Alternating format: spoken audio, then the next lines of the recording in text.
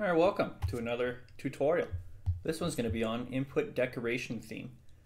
Input decoration theme is the theme that TextFormFields and TextFields use to look up their styling through build context. So this is the outline for what we're going to do. We're going to do an intro to forms and their validation, and then the TextFormField and just how they work in general.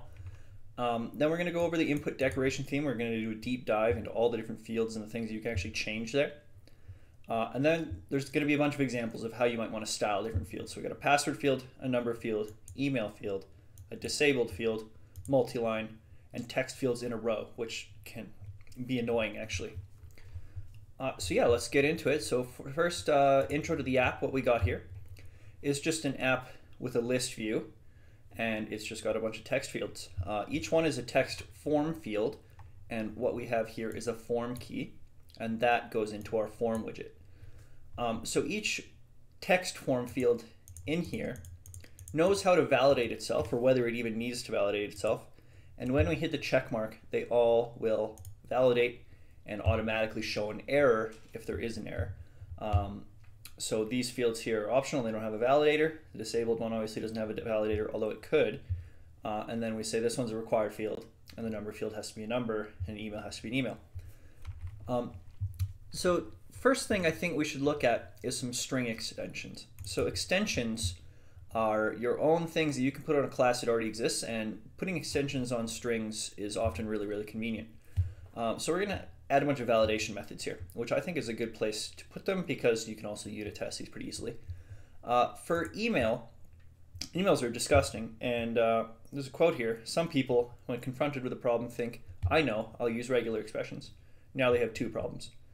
The joke is obviously that regex is so disgusting that if you need like it's a problem in itself that you have to use it, because just look at this thing.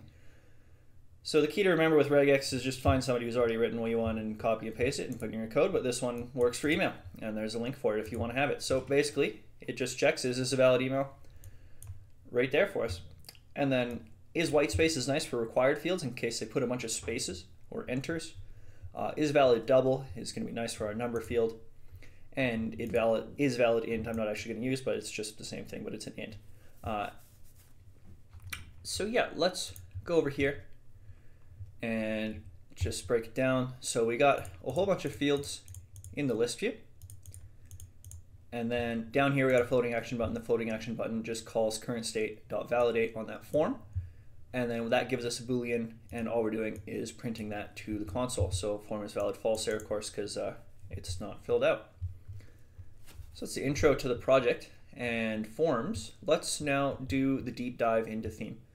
So theme is something that you almost certainly want every widget in your app to respect. So the best place to put that is right into the theme of the material app. And right here we got a class myInputTheme, and it's got a theme. That's the input decoration theme. And when you put this on your material app, every single text field in your app is going to have the borders and the colors and the fonts that you define, which is a lot easier than putting them inline in the text fields. If you want all of some certain widget to look the same in your app, you almost certainly want to put it in a theme. And even if you just want a subsection of your app to look a certain way, you could put a theme widget and define an inner theme, and it's going to use the closest theme when widgets look up their theme. So yeah, let's dive into this myInputTheme here. So I have made it a method, and nothing is static, and the reason for that is so that I can hot reload and show you guys what's going on here on the emulator. You probably don't actually need this to be methods. They can just be static or const even if you want them to be. Yeah, we're going to be building a lot of TextStyles and a lot of borders. So I wrote these methods because I feel like it's pretty likely that if you want your text fields to have a certain border radius, you probably want every state of them to have the same curvature. So we're just going to always put that circular 20 there and give it a width of 1, and then just pass in the color. So let's see how that's used down here. So we're going to do this a little out of order, unfortunately, but we're going to go down to borders first. So here we're building an input decoration theme, and we're going to pass that into the theme of the app. And first we're going to look at borders. So there's actually quite a few different borders, and one common issue that you'll see is that people put it in a border and then they'll say on Stack Overflow, what the heck, my border doesn't work, it's the wrong color, it's the wrong shape or whatever. And that's because they only maybe put one of these instead of all 6. So that's kind of overwhelming how many borders there actually are. So what I'm going to do here, let's just go through each one. So enabled and not showing an error. So that's this guy here. It's enabled and it's not showing an error. And then when I click on it, it then goes to focused. So focused is blue here. To lose focus, you need to either tap on a different field or hit enter. And now it's the black one again, which is just enabled. Now we can look at the error. Error is showing, of course, on all the ones that have a validator, and I've hit the check mark and then they're invalid. If I make one that becomes valid and I hit validate, it's still focused because I actually hit the check mark instead of the enter on the keyboard. If I hit enter on the keyboard, and you can see that the focus is lost here. This is the default value if borders are null. So in theory, you could maybe pass border in, but I think that the default material text box has a couple different borders, so I don't think that this is enough alone. You can see that nothing's yellow here because I've defined all the other borders. So really, you don't actually need this because I've defined all of the other ones. So we're just going to delete it there, make it a little more clear. So yeah, it's enabled, error, focused. The only one I haven't done yet is focused error. So you could, if you wanted to, make the focused error different than the normal error. So you know, if I've made this red accent, I'll reload that. You know, that's probably not different enough. Let's make it green or something dumb. No, it's green. So it's focused, hit check mark. It still has an error, so it's going to have the red there. So yeah, we can also change, of course, the border radius. If we wanted it to have even more circular corners or something, we could bump this up so that it's almost like a perfect circle. That looks pretty weird when it's multi-line. You probably don't want to do that, but maybe you don't want it quite as rounded. You could just do something like that. 6 actually looks pretty nice. I kind of like 6. And then you could change the width of the border of 2 to something ridiculous like 5. That just looks god-awful, but you can do it. Okay, that about sums it up for borders. So let's look at some of the other things we can do. So one of the things we can do is change the content padding. There is some padding built into it by default. So if you don't put this, I believe 16 is actually pretty close to the default value. It's not quite. You can shift a little bit, but it's pretty close. So you can put whatever padding you want here. And this is the padding around the input text in general. So if you put 0 here, you can see that there's literally 0 padding left and right on the text field here. So you definitely want some padding. I think 16 all looks pretty good. You could potentially make them less vertical and more horizontal if you wanted to use symmetric or something like that. Is dense is a kind of a weird boolean because if you pass a padding in, it'll just use your padding. So is dense only really seems to do anything if you don't have any padding. So then if we change this from true or false, we make it true, it is going to get a little more dense. Or is it? Oh yeah, it is. Okay, there we go. So yeah, is dense makes it a little bit shorter. I don't like this flag. I'd rather just put the padding that I want.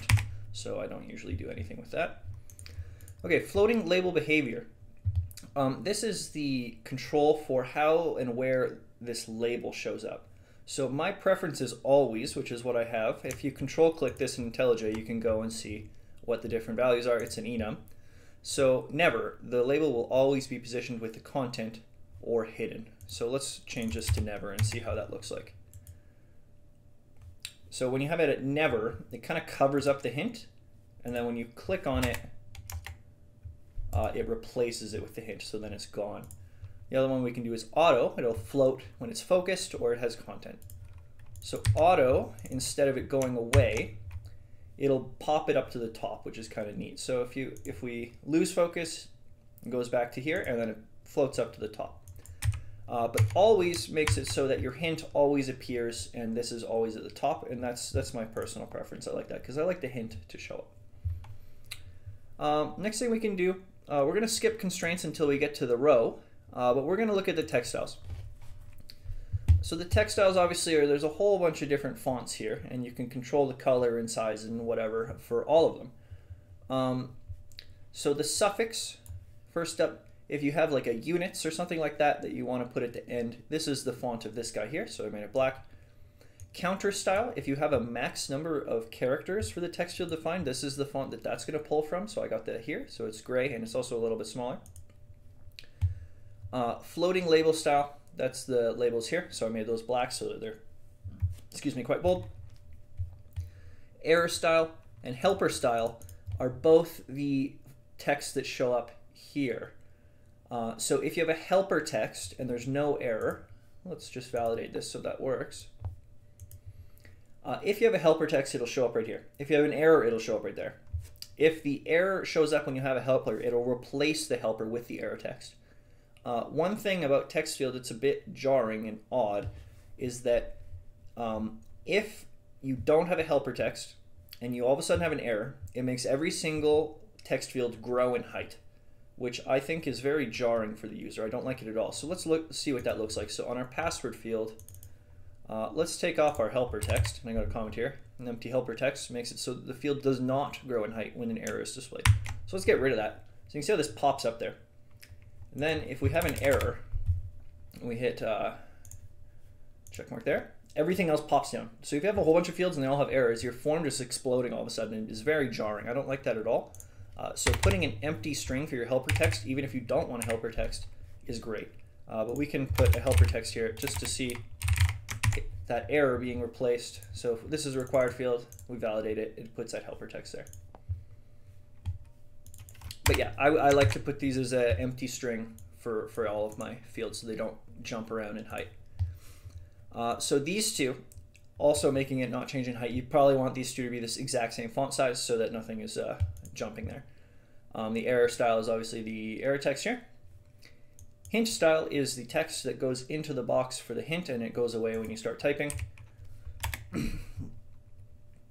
Label style is again this label here. Sorry, I should say that the floating label style and the label style are actually different. Label is when it's in the middle of the text box and floating is when it floats up to the top. Prefix style. I don't actually have a prefix on here, but you can put a prefix for your text field if you want something like a units in front. Yeah, I don't really need to demo that. It's just another text there. Okay, so that's our pretty deep dive into the input decoration theme. There is quite a few more things in here for max lines and stuff like that, fill color if you want to fill it. But we don't really need to go into that because this is plenty. These are the ones that I use most often. Okay, so let's now just go into the widgets and we're going to explore what we want to do for specific widgets and fields that are really common. So, you know, things that are common, entering in a password. So let's jump into here. And disclaimer here with these fields, these don't have a controller or any callbacks. They don't actually work or submit anything. So this is a tutorial on how to hook up a form. It's just the styling. So these fields don't do anything. So just keep that in mind. This is not like a complete form. But this one is going to be stateful, and it's going to have this Boolean for obscuring the password. So the TextFormField widget here, it needs a validator. Well, it doesn't need it. You can pass it optionally, I should say. If you return a string, you are going to get that as the error message. So this is a required field, so we can see that there. So if the string is white space, we're going to say this is required because you can't just put all spaces here. Maybe you could actually, I don't know if that's a valid password, but you probably don't want just spaces as your password, of course. The validator allows for the string to be nullable. However, I've not found a case where it's ever null, so I just put the exclamation mark here to assume that it's not null. I've never run into an issue with that yet. So yeah, moving on, this flag here is for the obscure text. So when we type in our password, you know, it only shows you the most recent character in case somebody's creep it on your screen. And we're going to be able to change that Boolean with the suffix icon. So comment here, the suffix icon is a great place to put an icon button. So if you wanted an icon button to toggle that obscuring, we could put that here. So that just toggles this flag here, which goes into there and obscures it or doesn't, and then, you know, update the icon of what it's going to do here. Next up, the keyboard type. So keyboard type, there's quite a few different keyboard types, and they're quite important to have a good keyboard type for what your user's actually going to be typing in. So they have one optimized for passwords that are visible to the user already. So we're just going to use that, and we know it works. But there is some other ones for email addresses and numbers, and they pop up with different characters. So just keep that in mind. You want to use an option that makes sense for what you're actually typing in, because it's going to control what characters are actually visible here. You know, for the email, there's going to be an @ So here's the decoration. So we have our decoration already defined in our theme, And what happens is when we put another decoration in here, the two are going to be merged together. So all of those borders and colors that we've put are still going to be there, and then these are going to be merged on top of that for the specific instance for this text field. What we got here is label text, which is password field. There's a label. Here's this again, the empty helper text makes it so that it does not grow in height when there's an error. So there's no helper text, but it's just an empty string, I should say. The hint text is password, and the hints just show up there when nothing's there. And yeah, that's it for the password field. So yeah, we got the toggle visibility and we got the password keyboard. And the other ones are going to be similar, so let's go to the next one. Next one is a number field. Okay, so we got another text form field. They're all going to be text form fields, and this one has a text input type and it's number with options. So this one we can control what we want them to be able to enter. So this one I've made it a floating point, meaning that we can put 1.9 and it's going to validate properly, and when we put that the decimal is true and the sign is true, we have access to the minus sign. So just because if we have these signs though, we can obviously type something that's not a number whatsoever. So we're going to have to make sure that our validator is still running and giving us a proper number. Just because your keyboard only allows number with options doesn't mean that people are going to put a valid number at all, because you can put any number of decimals that you want, or commas and stuff like that. So here's our validator. It's going to call that isValidDouble, and if not, we're going to say, well, make sure that you do. If you return null from a validator, that means it's valid. I'm not sure if I said that before, but that's important. So if you just return nothing or return null, it's valid. Max length is 10. This is just an example to show the counter text and also your ability to enforce it. So you can have multiple different types of enforcement. So none is like a suggestion. You're going to put, it'll be say 20 out of 10. You can put whatever you want. Enforced says keep the length of the text from exceeding the max length even when the text is unfinished composing region. Meaning, like if we put 10 digits, the keyboard will just stop going through. So then there's users can still input text if the current value is composing. Even after reaching the max length limit, after composing ends, the value will be truncated, which I think is a little bit weird. I don't really want to truncate what my users are typing, so I want to either, I like enforced or none. Really, I don't really see the point in displaying 20 out of 10. Maybe none isn't that useful either. Really, enforced is the one that I think that makes the most sense, assuming you actually have a max length. Then again, we just have a decoration here. And putting a suffix is a good place, I think, to put units when you don't have a button there. So put the kilograms there. It could also be a prefix if you wanted. One thing to note is that we have also suffix text, and that's a string. So if we put kg here, why are you mad? Oh, it's not constant anymore. So if we put suffix text here, we're going to actually get an error. And the reason is because suffix text is actually just a shorthand for putting a text here. So you're only really supposed to use one or the other. This is just shorthand if you know it's going to be a string. But of course, we saw for the password that the suffix could be an icon or a widget.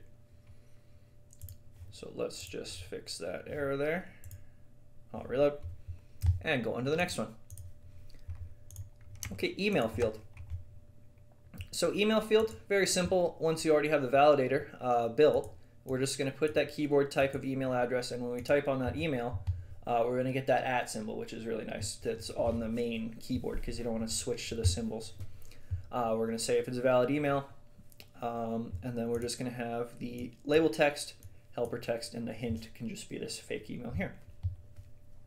So the only really hard part of the email field is actually the regex, which hopefully you can just go to here and trust that it works, really.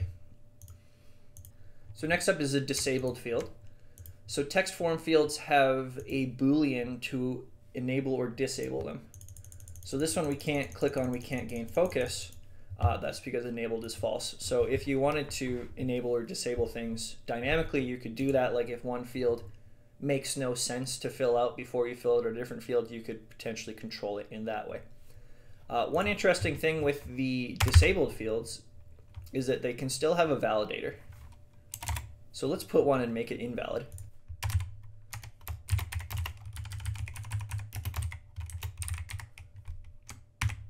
And that's always going to be invalid. And when you validate it, you see that a disabled field can still have the error border and the message, and it can still block the form from being valid. So just keep that in mind, that disabled fields will still run the validator.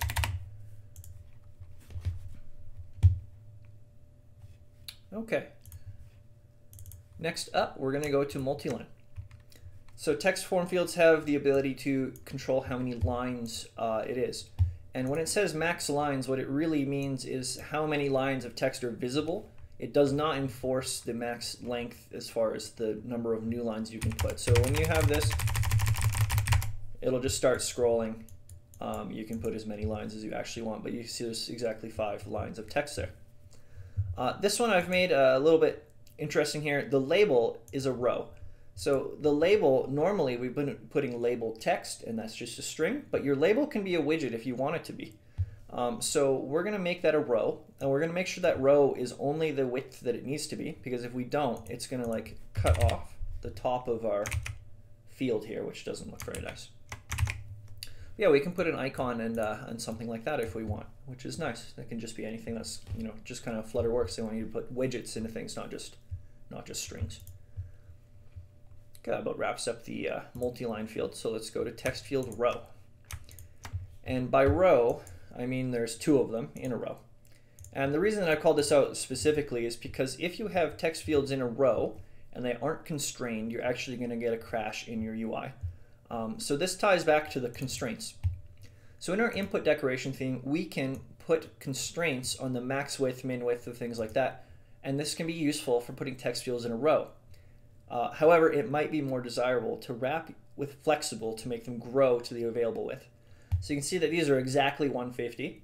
If we had 3 of them, they would take up the available room because they don't have a min width.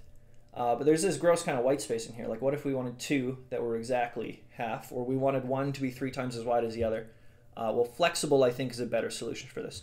But first we can just observe the crash when we remove this, because we have 2 fields, and neither of them are restricted with, they both want to take up the full width, and Flutter doesn't know how big to make either of them. So we're going to get that familiar widget crash where it's going to say this guy has no size.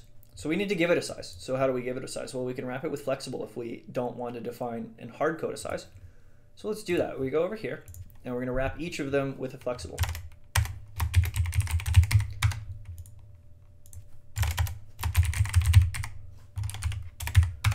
And then once we do that, we hot reload. Maybe I'll just hot restart, because I don't think it actually did it.